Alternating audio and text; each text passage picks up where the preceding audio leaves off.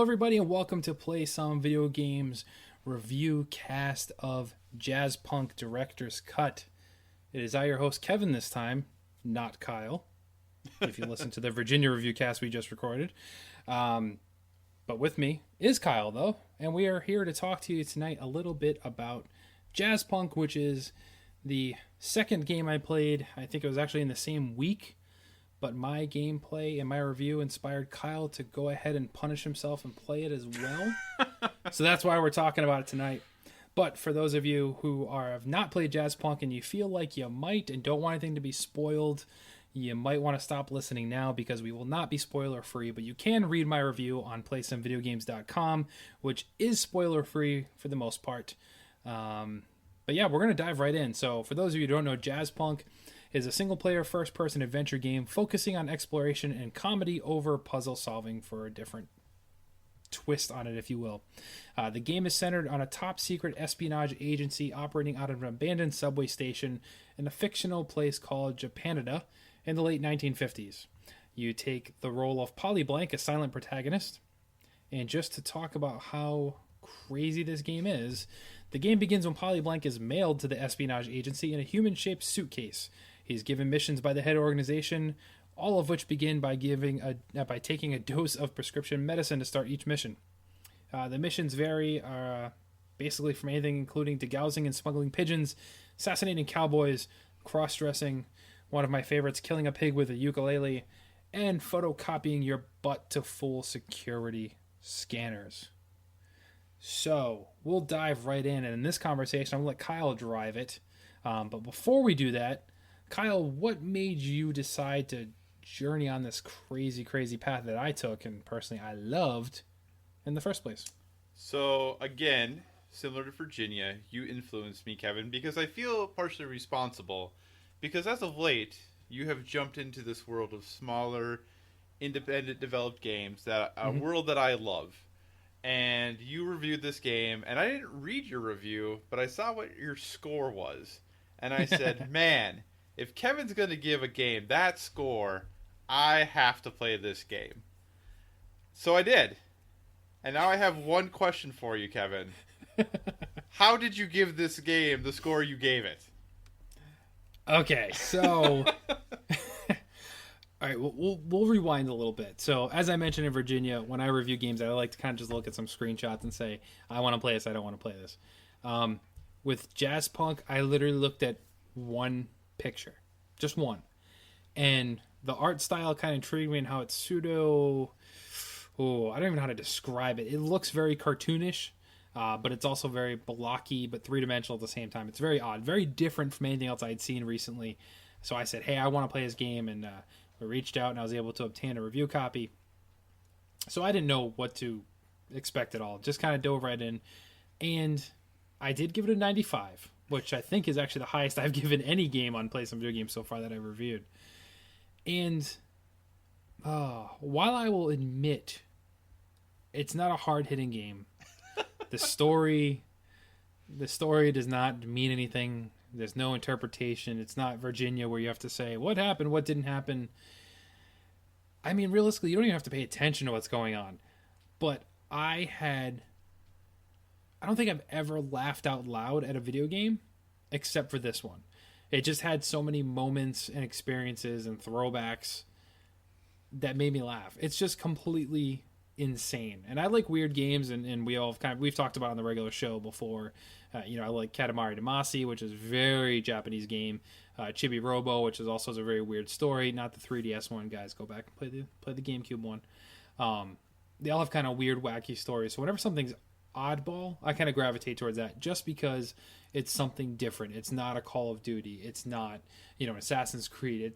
For me to even say it's not a Fallout game. It's something completely different. It was very bite-sized. I think this was maybe an hour and a half, maybe just under 2 hours I might have spent with it. But I'm going to go back to it because there are stuff afterwards while looking and writing my review. I did some more research on the game, and there's stuff I missed completely. So I will go back and play this. Yeah. Okay, so the first mission, you have to infiltrate the Soviet consulate to recover a data cartridge, right? So you have to go get this data. Very, very, seems completely spyish, right? I'm like, okay, this is what I'm going to do. On that level, I talked to multiple cardboard boxes. I played a game of Frogger. Mm-hmm. Oh man, I I can't remember if it was that level or the next level where it might have been the next level where I helped a praying mantis make lemonade.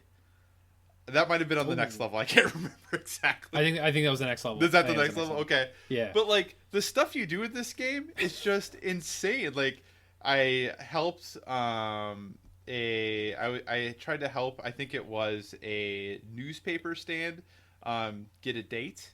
Like I did a lot of really weird things in this game, Kevin. And that was just the first level.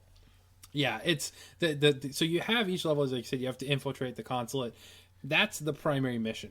So every level in this game has one goal that you have to achieve to move on to the next level, if you will. But you don't have to rush and go do that one goal at all. The world in JazzPunk is very alive, and there's so much going on. As you said, to be honest, I didn't even play Frogger. I had played in this level. I played Space Invaders, so I don't know if you even saw that one. I did that. Yep, I did that too. Okay, so I'd done that. So it's just there were so many things going on and so many throwbacks to old classic games with the Space Invaders, Frogger, Street Fighter 1 later. That was my favorite one. But there's always all these throwbacks that just made the game so enjoyable, at least for me to go through. And it was like very lighthearted. You didn't have to take it serious. It was fun. But it was just so random to see, okay, help a newspaper, stand get a date. What crazy ass thing was this game going to make me do next? Essentially, what kept me hooked in the entire time and laughing. I mean, I could definitely see that. What, when you think of, what was the one moment, that stood out the most for you while you were playing this game? Because you talked about how you enjoyed, kind of the craziness and all those things that happened. What was the one moment that stood out the most for you? Oh, pick one moment, huh? I think the one that is probably in the first level is what hooked me in the game in the first one. Is that, okay, this is going to be really weird. It was when you first try and get into the building and you can't go in because the secretary's there and she won't let you. Sorry, you don't have an appointment. You can't get into the building, and you realize you can get around that by going over to the clock and setting it to lunchtime. Mm-hmm. And they all just leave. And I'm like, I was like, well, this is kind of crazy. And then you go up in the lab and you're in the lab at one point and you can't get past the security door because it has facial recognition. So what do? You take a photocopy of your butt and hold it up to the camera, and boom, the door opens because your doctor, like whatever bottom it was called, like, oh, welcome, Dr. Bottom Face or something like that. And it lets you in. And I'm like, this game is absolutely nuts, but it lets you achieve your objective how you want to. So there were different ways of getting into that building. I know that much. I'd taken the route I just explained, but there were different ones where you could take the window washer thing. Because that's what I did. I took the window washer up. Yeah, there's different ways of doing it. So it kind of gave you the freedom, but it just seemed like the insanity of how you can go around and do it. It's like you just kind of have to be disturbed to come up with it or to figure it out, I think, a little bit, which was fun. Yeah, I think it was the oddities of it. Did you take the opportunity to spray people with pigeon pheromones? That I did not do either. I need to go back to that. Missed that part too. Yeah, there's just some really, really crazy things in this game. Yeah, it totally is. I mean, some of the other weird stuff that comes up in the later levels, you wrestle the Macho Man impersonator, yep. Macho Man Randy Savage thing. That was crazy. And that was actually really hard. Oh, it was. It took me a couple times to get through because I was like, oh, he's kind of kicking my butt here. I was like, and then I found the folding chair, and that made things a little bit easier if you whacked him with the folding chair. But yeah, it's just it's crazy. My favorite moment though was one of the mini games was it goes into first person point of view, much like you did with the Macho Man fight, and it has two life bars show up on the top, and it was Poly Blank against some Honda, and it looks Street Fighter 2-ish, and you have to beat up the car just like you do in Street Fighter 2. You break the door, break the hood, the wheels pop off, the whole nine. Like, I was like, all right, this game has so many references, it's amazing. But it was just like, that had nothing to do with the story whatsoever. It just literally was like, you can play this mini game to do this, and it's just very odd. You spray in the hotel level, do you spray the rich entrepreneur guy with spray cheese?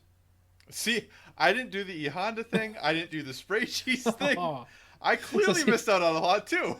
Yeah, so in the hotel level, you find this like rich, businessman type guy, and he's like, "Excuse me, sir, can you please help me?" Blah blah. The voices in this game are hilarious too to me. He's like, "Would you mind helping me, sir?" Blah blah. And he hands you Cheese Whiz, and he's like, "Okay, now get it in my mouth," and he just goes, "Oh," and you just have to spray all over his face with Cheese Whiz, and that's it. Like that's your little objective you had right there. That wasn't part of the story because, like you said, you missed it completely. But then if you go back and talk to my face, Cheese was all over his face. He's like, "Thank you, and for the record, I'm writing you into my will for helping me out, sir." Blah blah blah. So it's like it's just these random things that happen where it's like, all right, where do these guys come up with this? But I mean, I loved it just because it was completely nuts.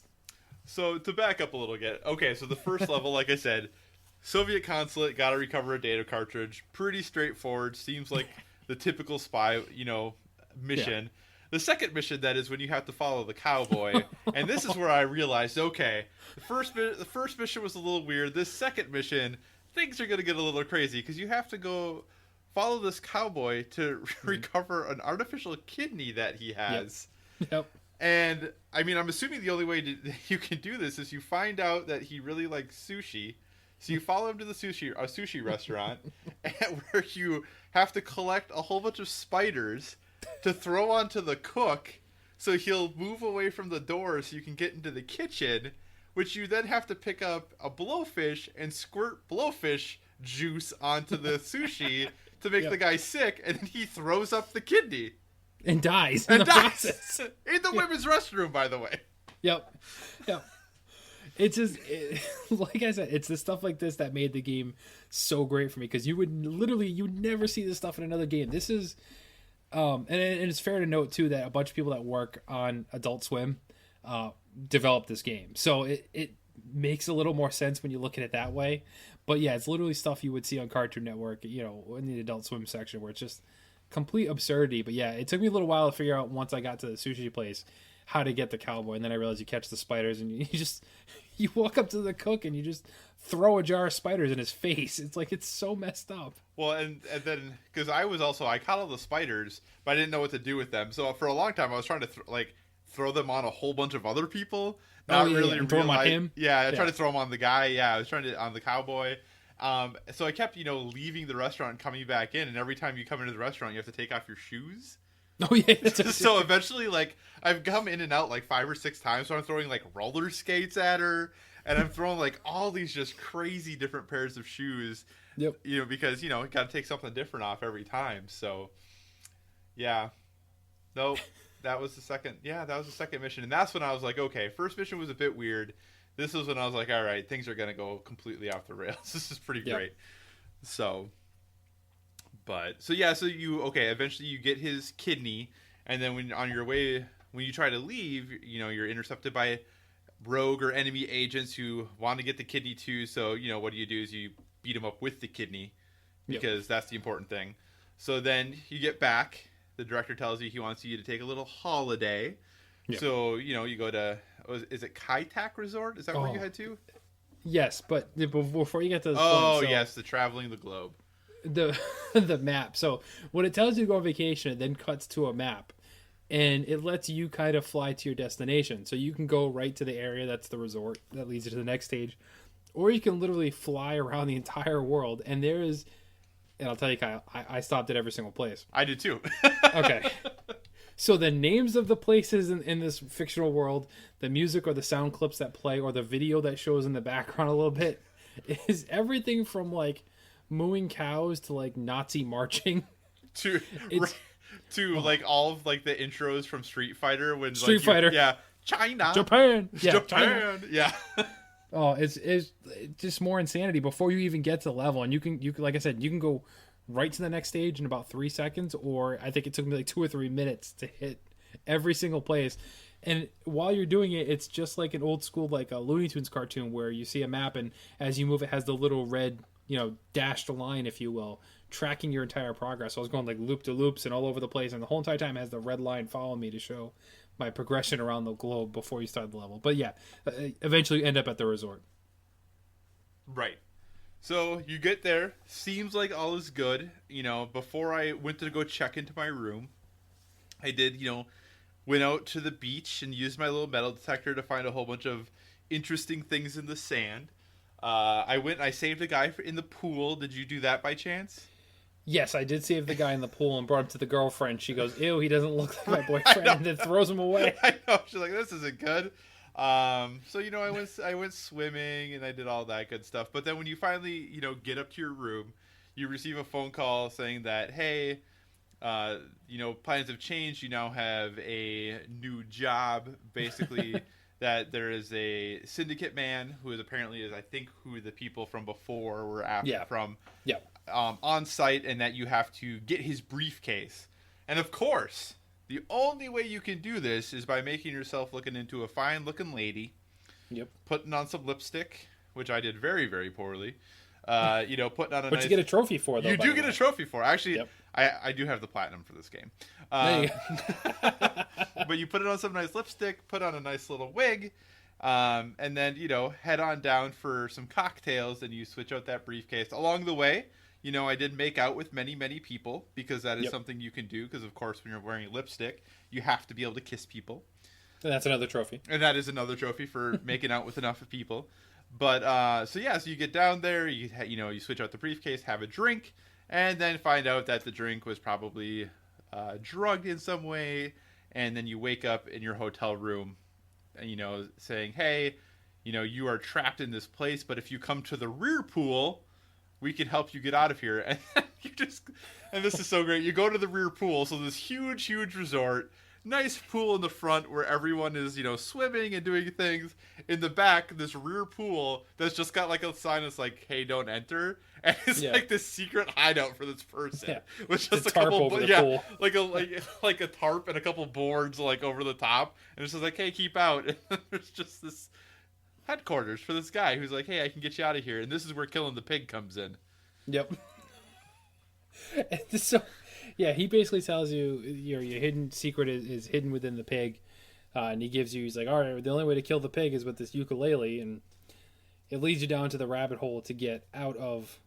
He basically tells you, like, this is the Matrix, essentially, where it's like, you're in a simulation. You got to get out of the simulation. So killing the pig will lead to the secret path that gets you into the real world, if you will. So you run around and basically beat a pig with the ukulele, and then you put him on a spit and roast him. And that opens up a secret passage in the bush, I believe, right? Is that what it was? It was something like a bush or like a rock or a seashell or something that it was. Yeah. It was in a giant clam. That's right. Yeah. The clam opened up and you went down. Yeah, there's a stairway down there that led you to, basically it was like a world of like glitched out codes. Yep. And this part was a little weird. This is probably my least favorite part of the game, to be honest. Where you just kind of had to, it was almost like a tower. We had to go for like each level and get shot up to the next level and get shot up to the next level. And it was a semi-maze, if you will. Yep. Which had some funny dialogue in between, but it just seemed kind of long to be like, this is kind of pointless. Right. But I would agree. Yeah. So then you get back, after you go through all that, you get back to your subway station, to headquarters. And once you get back there, you find out that, the director and his secretary have been kidnapped by the editor, and that now you have to go to the editor's house to get them back. So then, you, of course, doing your duly spy duties, show up to the editor's house. And as I think you are disguised initially as a insect. You're pest control. Yeah, pest control. Yeah, pest control. So, and it was funny too, because when this started, I started the level and I was just trying to squirt everyone with this, like with your little rod, like with all the pest control stuff. And it didn't, at least that I saw, it didn't do anything. I don't know if you tried, but I was trying to squirt everybody with that stuff. Yeah, that was fun. And before you get to that part, the other part too is when the editor was the editor, right? Yeah, the editor. I think so. Yeah. Yeah, so the editor had kidnapped your boss and secretary, but he replaced them with cardboard cutouts. Yeah, so they're just cardboard cutouts, and you walk past her to get to the director's office, and then later the cardboard cutout just slides, or the secretary's cardboard cutout just falls in, and you're like, oh, okay. Yeah. Oh, yeah, so you run around. Yeah, I scored everywhere with the thing. You do the little thing, and I put the screenshot in my review where you throw the bacon and eggs in the other guy's face, and he's like, it burns. Did you have the pillow fight? Yes, he did the pillow fight with like his girlfriend or whatever. And you knock her through a window from the penthouse of this high-rise building. Oops, that was my bad, I guess. My bad. Yeah, so anyway, you kind of navigate around, do these things, and eventually, after doing many other odd things, including I played Spin the Bottle. I don't know if you had that experience. Yes, but I forgot what happened when you do that. I think you... Oh, it's always the guy runs in. The guy runs in and kisses you. Yep, the guy runs in and kisses you. So instead of kissing the girl who's there, You kiss this really very creepy looking guy. So, but yeah, so then eventually, you find the editor and he challenges you is it 3 games that you have to play? Yes. Yep. So why don't you take us through those games, Kevin, and tell me how you did in them. Oh, so the first thing was It was the first one was like the mini right? golf. Yep. The mini golf. Yeah, so you're playing mini golf against them. And at first I didn't kind of really know how this was going to work, but he takes a shot and his ball is like rocket powered and it just kind of takes off and then floats and lands right into the hole. So then you have to actually play your course the right way, and it plays pretty much similar to like a pool simulator, like a billiards, if you will. Right. So you kind of aim and you take your shot based on the speed and you go in and sink it in. I did all right, but obviously I wasn't getting hole-in-ones like he was. Right. So. Well, and you're also using a pool cue. Oh, that's right. You are using a pool cue. That's right. So it's exactly like a billiard simulator, even though you're supposed to be playing miniature golf. They don't even let you take the golf club. Yeah. So then after you do that, you get into the golf carts, right? And you do the Mario Kart-esque, if you will. Right. I actually got close to beating him on this, but once again, I did not. You can hit a couple ramps to get some boosts and stuff like that, but I mean, you may take a turn and your cart goes very wide on the turns, but his is like very precise. But it's kind of stage where you can't win. It's a pool of gravy, and you are racing gravy boats. That's right, gravy boats. Yeah, so you're literally like silver gravy boats driving around. I actually did beat him in this. I got first. Oh, nice. Now, it didn't do anything, but I did get first in this, even after I got humiliated in the mini golf area. Yeah, right. The third game, what was the third game? So the third game you basically put on, if I recall, you put on like Virtual Boys and played tennis. Oh, yes. I did beat him in this one, actually. But once again, it doesn't do anything. Right, I did not beat him in this, but we played. It was funny because my wife stopped in, and we had to have a rally going for like 6 minutes almost. Yeah. And I was like, this is just taking forever. But I did not, unfortunately, beat him in this. Yeah, no, I beat him. But yeah, it's in Virtual Boy because it's all in just the red and black, and it's terrible.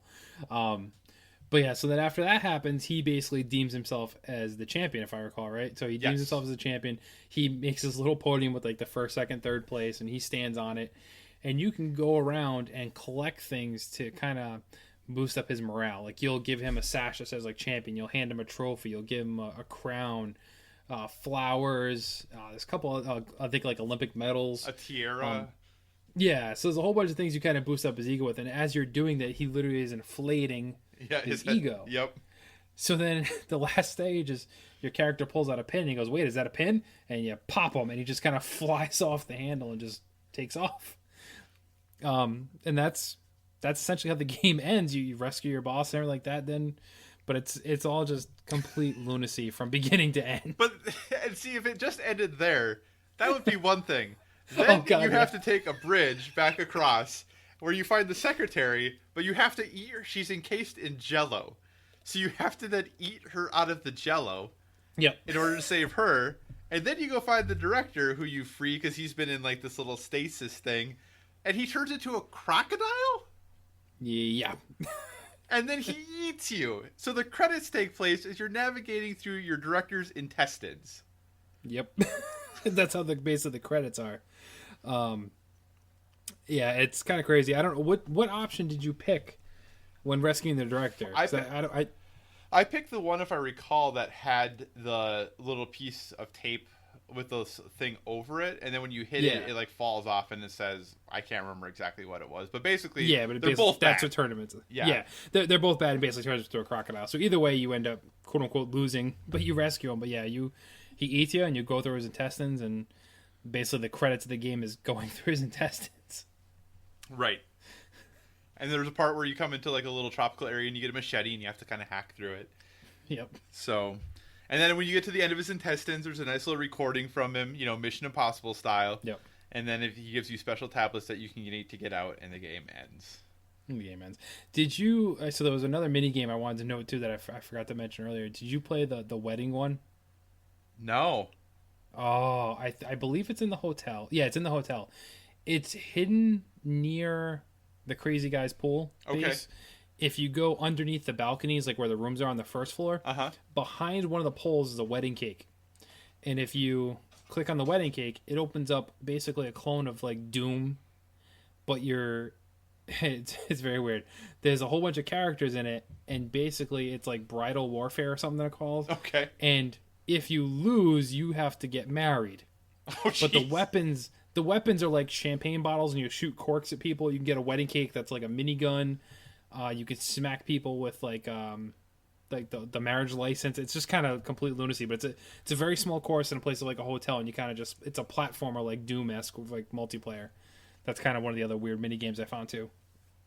Yeah, I mean, there's a lot of really quirky, weird, like, yeah, there's a lot of throwbacks and a lot of callbacks and a lot of, clearly the folks who made this have a very strong affinity, for, many things 80s culture. Yeah, for sure. Oh, but yeah, I mean, I loved it. Like I said, I gave it a 95, which, I mean, clearly I'm going to get to you and see what you score it as in a sec. But the reason I gave it such a high thing is because I took it for face value for what it's worth. I'm not saying it's game of the year. I'm not saying it's revolutionizing video game. But for me, the high score is because of how much fun I had playing it. And while I've played games I've had fun with or I've enjoyed, it just not as fun as this. Like, it was just pure fun for me, where it didn't have to make sense. I was excited to see like what kind of crazy reference it would be, and like you said, you experienced things that I didn't, and I experienced stuff that you didn't, so there's even more to find out in there. But I just had such joy playing through the complete insanity that this had, and that's why my score is so high. Now, if I were to go back and edit the score and probably be more realistic with it, it would still score well, but I'd probably give it an 85, but I'm leaving it at the 95 because I'm talking nostalgic on this now because I just had so much fun. Like, I want to go play it again now, even though I'm in the middle of like Uncharted 4, which you think, you're crazy to give that up to go play JazzPunk again, but it was just so darn fun that I loved it. But let's get to how you really feel then, Kyle, because they can read my review and see how I felt and watch some gameplay. But what did you think of JazzPunk overall? Well, I definitely did not think it was a 95. With that being said, I mean, definitely you liked it more than I did. I did appreciate it, though. I thought that it clearly, for, however one might think of like the art style or how it's made, like, these people clearly were going for a specific tone and a very specific feel to their game. And similar to how Virginia, that we just talked about in our previous review cast, isn't going to hit with everyone, JazzPunk is not going to hit with everyone, but there is a select group of people who are going to absolutely love this game. If I were to score it, and I think part of it, honestly, I think my expectations were hyped a little bit, because like I said, the only thing I saw was that you had gave it a 95, and then I was like, well, I'm going to play this thing. So I think my expectations were probably a bit higher. I didn't find the humor in it maybe as it didn't hit me as well as it hit you, it seems like. So I probably would give it like a 7 or a 75, something in that ballpark. Like I said, I think it's still worth a play. I think it is, again, as I talk about from time to time, it is a game that pushes the borders and edges of what games are and what games can be and how you interact with things and the things you can do. And I always appreciate that. And I think I'm happy I played it. I did take the time to get the platinum trophy because it is a really easy platinum. Oh, yeah. So, I did, I liked it enough to take the time to do that. So I think if anything, it's worth the play. But I do think this is something that you do have to have a certain sense of humor. I think you have to have some knowledge of 80s 80s pop culture, and or maybe early 90s for it to really, really sit well with you and for you to get a lot of the references or most of the references. So yeah, I mean, I think it's definitely worth a play. Like I said, I don't think it's better than Uncharted, but no. But I do think it fits in a good niche. It's a very short game. I probably could have finished it all in one sitting, but I was trying very hard to get the platinum because I didn't want to necessarily go back through and do things. So I was trying to do that. But yeah, I mean, I think I would definitely encourage people to check it out. But I will say, like I said, look at Kevin's review if you're on the fence. Watch a little bit of gameplay and see whether or not you feel this game is for you. Because it's not a game that you're going to have to watch long to find out whether you're going to dig it. If you watch it for 5 or 10 minutes and you're like, no, nothing's going to change. There's nothing that's going to change in that game that's going to make you be like, yeah. But if you watch 5 or 10 minutes, you're like, okay, I kind of dig this, then I would definitely encourage you to jump in. I completely agree. That's what I was going to recommend everybody do, is if you're even remotely interested in, like you said, this spoiling the story here doesn't really matter because it's not the story, it's the journey in this game for sure. Just watch the first gameplay video, and I mean, if you're really into it and decide you want to watch more, you can watch approximately 2/3 of the entire game. I left out streaming the ending because I didn't want to spoil it for anybody. That was a choice I made creatively to not stream that, but you can see pretty much everything else in the game on my streams on YouTube. But yeah, it's clearly not for everybody, but if you're into this kind of thing and just want to have some fun with the game and not have to think about it, it's not heavy. It's very lighthearted, and like you said, like Kyle said, you watch 5-10 minutes of it, you're gonna know right off the bat whether it's for you or not. But for me, it hit everything just right for me at the time. Like I said, I'm getting into these smaller experiences, which I never was into before, but for me, this was a very small experience, but I had a lot of fun with it, and I wasn't expecting it at all, and that might have added to my score as well, having no anticipation, no guidance towards what to expect from it. I just took it completely cold, didn't read a review, didn't do anything, saw one screenshot and said, I'm going to play this, and had a blast with it. So, do you know how much it goes for, Kyle, currently? Oh, man, I bought it, so I don't remember. I feel like it's in that $15 range. I don't think I want to say more than that.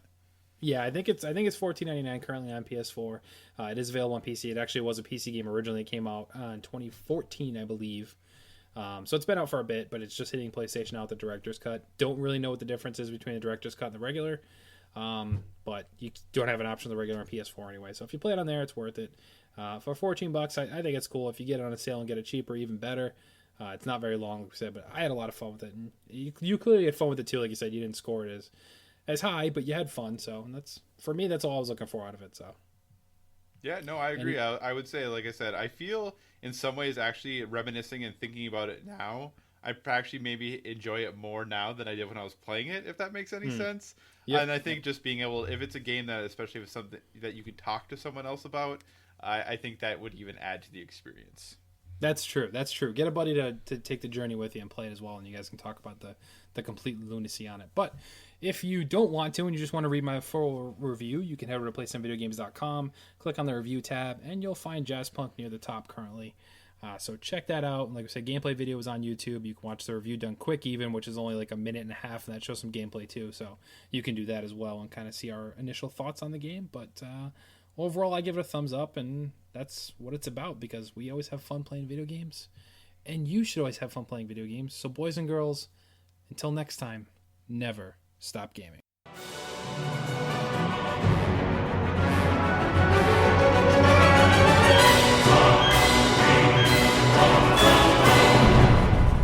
Thank you for listening to Play Some Video Games, the official podcast.